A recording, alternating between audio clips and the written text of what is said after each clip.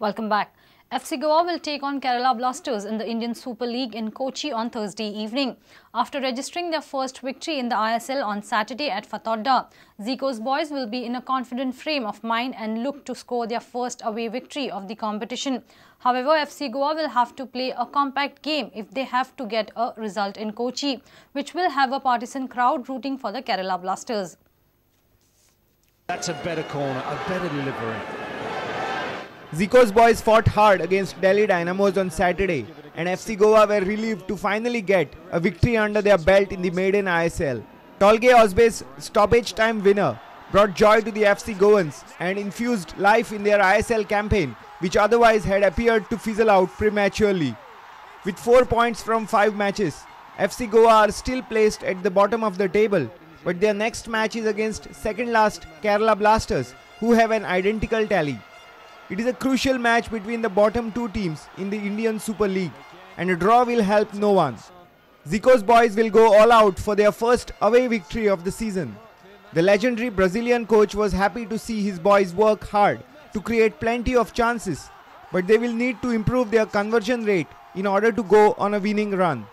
The return of young India international midfielder Jewel Raja has added a spark to the FC Goa attack. The young homegrown talents of Romeo Fernandes and Mandar Rao Desai have ensured that FC Goa carry out tireless attacks on their rival Citadel.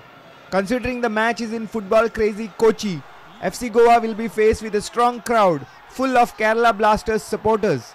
The visitors will have to maintain their composure.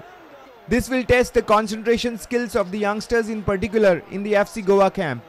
With Kerala set to open their home leg of ISL after playing all their matches away so far, Thursday's ISL match has the ingredients of a compelling encounter. Bureau Report, Prudent.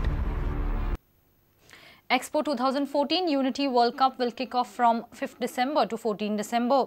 8 teams from all over the world are expected in Goa for the league. Countries like Colombia, Nigeria, Portugal, Ghana, Egypt, Brazil, Nepal and India will fight for the title.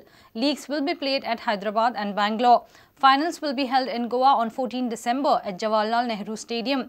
The main aim of the league is to unite the countries during the exposition of sacred relics of St. Francis Xavier in Goa.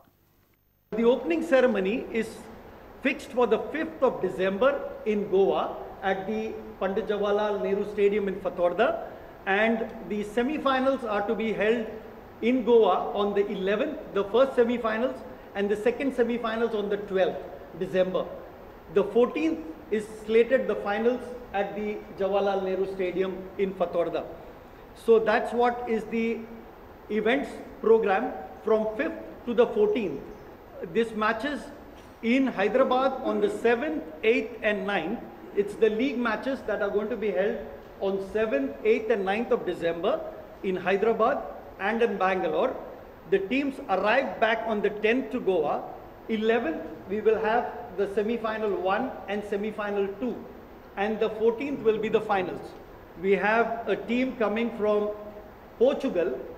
We have a team coming from Nigeria, Ghana, Egypt, Nepal and India. Goa is welcoming people for an important religious event, at the same time trying to build bridges and build that unity. Therefore, this cup itself, tournament itself, is known as a Unity World Cup, so that we are united.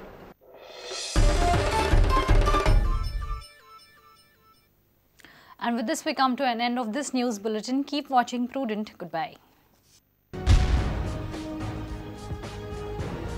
तुम्ही पळयतात Prudent. You're watching Prudent.